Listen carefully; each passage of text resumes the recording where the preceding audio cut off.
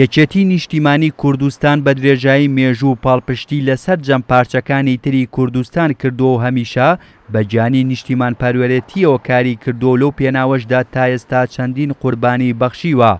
لەگەڵەوەشدا ئەو حیزبە زیاتر سوور بووە لەسەر هەڵوێستە نەتەوایەتیەکان.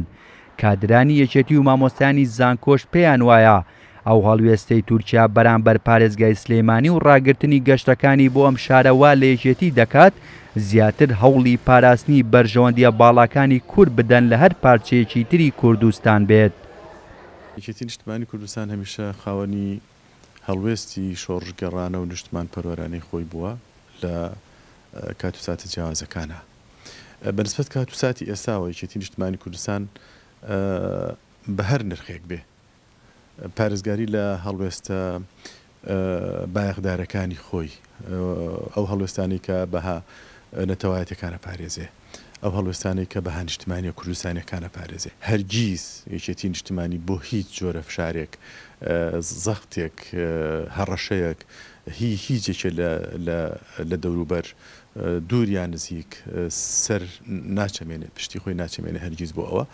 بەڵکو بە پشتیوانیکردنی خەڵکی شۆڕژگەر و خەڵکی دڵسۆزی ئەم کوردستانە دەتوانین وەک یەکێتی نیشتیمانی کوردستان بەسەر هەموو کەند و کۆسب و هەڕەشەکان ئازاڵ ببین. ئاشکرایە لە دوای ئەگەر نەگەڕێنەوە بۆ مێژوویەکی زۆر کۆن ئەم چەند ساڵی کە لە داعش هاتوتە ساحەکە داعش هاتە ساحەکەوانە ناوچەیەکی دیاریکراوی داگیری کرد و پەلان لە کوردستانی ڕۆژاوە بە هەماشیەوە ڕۆڵ یەکێتی زیاتر دەرکەوت باڵێ ڕۆڵە نەتەوایەتەکەی یەکێتی نیشتیمانی کوردستان بە هاوکاریکردنی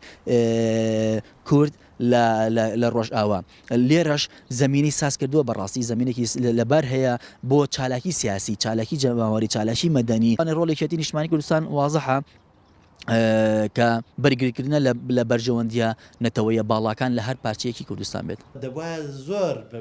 بەکراوەتر و چاودێرێکی سیاسیش پێی وایە ئەو هەڵوێستەی تورکیا بەرامبەر پارێزگای سلێمانی مەبەست لێی دروستکردنی ناکۆچیە لە نێو کووردا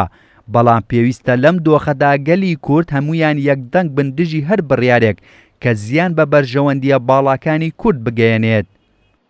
سەرڕایبوونی هەستی نەتەوایەتی لەلایەن یەکێتی نیشتیمانی کوردستان و خەڵکی پارێزگای سلێمانی بەگشتی جگە لەمەش حکوومەتی تورکیا بەم کردەوەیان ئەیەوێ درز و کەلێن بخاتە نێوان هەرێمی کوردستانەوە ئەوێ ئەم هەرێمە لەت بکات ئەوێ کێشە دروستکە لە نێوان پارێزگەکانی ئەم هەرێمەدا ئەگینا ئێمە یەک حکوومەتمانە یەک پەرلەمانمانە یەک دام و دەستگایمانەیە دەکرێت لە حکوومەتی هەرێمی کوردستان بە جددی لەسەر ئەم پرسەتی هەڵبدا ئێمە لە ڕابردوودا بینیمان هەوڵێکە بوو لەلایەن بەغداوەکەوە فڕۆکەخانەی سلێمانی بە تەنیا بکرێتەوە هەولێر نەکرێتەوە بەڵام بینیمان لێرە ئەوە ڕەفز کرایەوە قوبوڵ نەکراوە وتمان ئێمە هەیوتیان هەرێمی کوردستان یەک هەرێمە و یەک خەوارەیە و دەبێ خەڵکی کوردستان جیاوازی نییە. لە ئێستادا حکوومەتی تورکیا گەشتە ئاسمانیەکانی بۆ فڕۆکەخانەی نێودەوڵەتی سلێمانی ڕاگرتووە ئەویش بەهۆی ئەوەی یەکێتی نیشتیمانی کوردستان پاڵپشتی و پشتیوانی کوردانی باکوور و خۆرئاوای کوردستان دەکات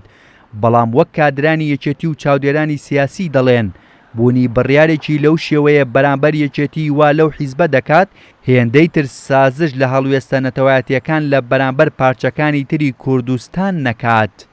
هێمن کەمال، کورسات نیوز، سلەیمانی.